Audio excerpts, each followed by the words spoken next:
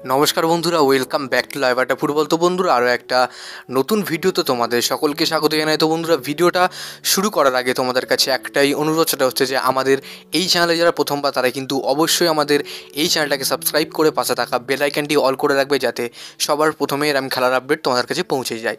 তো বন্ধুরা, আমি দেখছি অনেকে ভিডিও দেখছো কিন্তু কেউ সাবস্ক্রাইব করছো না, তো তাদের কাছে একটাই অনুরোধ, তারা কিন্তু সাবস্ক্রাইব করে দাও। যারা নতুন চ্যানেল এসছো, সাবস্ক্রাইব এবং লাইক একটা করে দাও। তো বন্ধুরা, তোমরা থাম্বনেল থেকে বুঝতেই পেরেছো আজকে কোন টপিক আলোচনা হবে, এবং আমার এই ভিডিওটা তোমার কেমন লাগছে তোমরা কিন্তু অবশ্যই কমেন্ট বক্সে জানিও এই ব্যাকগ্রাউন্ডটা। তো দেখো, আজকে মেনলি 3-4টা আপডেট তোমার সঙ্গে শেয়ার করার আছে, তো তোমরা ভিডিওটা একটু স্কিপ না করে পুরো দেখতে থাকো। তো বন্ধুরা, সবার প্রথমে একটা তোমাদের প্রশ্ন নিয়ে আলোচনা করি। দেখো, এই মুহূর্তে আমাকে অনেকেই প্রায় বলছে যে দাদা, আমরা ফ্রিতে আইএসএল কোথায় দেখবো, বা ফ্রিতে ক্রিকেট লাইভ এবং ফুটবল লাইভ কোথায় দেখবো।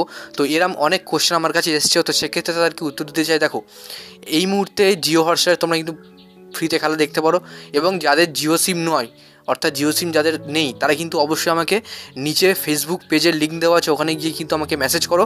আমি কিন্তু তোমাদের জন্য ফ্রিতে অ্যাপ দিয়ে দেবো, কোনো টাকা পয়সা কিছু লাগবে না, একদম সম্পূর্ণ ফ্রিতে। তো যাও, আর দেরি করো না, গিয়ে এক্ষুনি মেসেজ করো।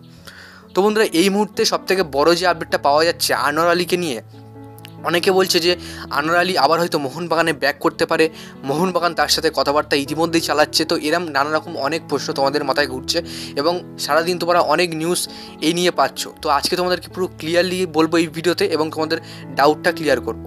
তো দেখো, বর্তমানে কিন্তু আনোয়ার আলী নিজের এতে নিজেই ভুগছে, নিজের পায়ে নিজের কুড়ুল মেরেছে। সেক্ষেত্রে কিন্তু মোহনবাগানের কোনো দোষ নেই।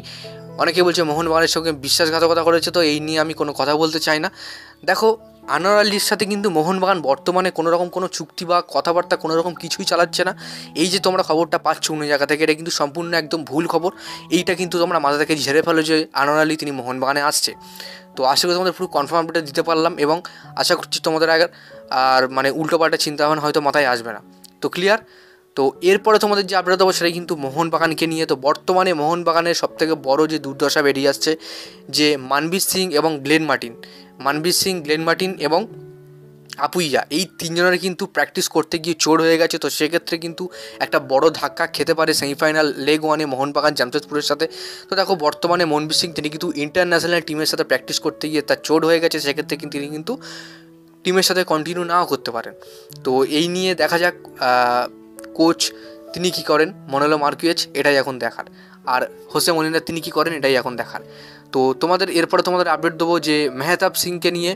মেহতাব সিং, তোমরা যে অনেক দিন ধরে আপডেটটা পাচ্ছ যে মেহতাব সিংকে নিয়ে, যে মেহতাব সিং মোহনবাগানে আসছে, মোহনবাগান তার সঙ্গে কথাবার্তা চালাচ্ছে।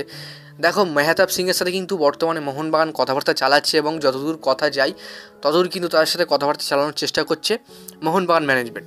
তো দেখা যাক এই মেহতাব সিং তিনি কতদিনের মধ্যে মোহনবাগানে আসে। তবে এই মুহূর্তে কোনো ডেট বা কনফার্ম কোনো মাস বা কোনো ট্রান্সফারের পর এখনও কোন ফাইনাল হয়নি। তবে অবশ্যই ফাইনাল হলে কিন্তু সবার প্রথমে কিন্তু আমি তোমাদেরকে জানাবো।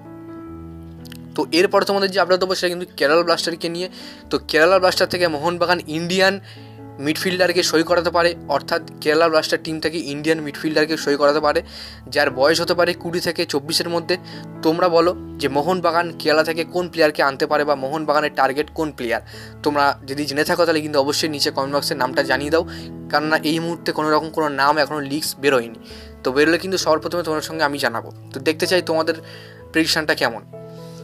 তো বন্ধুরা, আশা করি তোমাদের আজকে ভিডিওটা ভালো লাগলো, এবং ভিডিওর ব্যাকগ্রাউন্ডটা কেমন লেগেছে তোমরা কিন্তু অবশ্যই কমেন্ট বক্সে জানিয়ে দিও। তো যাই হোক বন্ধুরা, আজকের জন্য ভিডিওটা এতটাই ছিল। ভিডিওটা ভালো লাগলে লাইক করে দিও, আমাদের এই চ্যানেলে প্রথমবারের জন্য হয়ে তাহলে চ্যানেলটাকে সাবস্ক্রাইব করে পাশের বেল আইকনটি অল করে রাখো। ধন্যবাদ।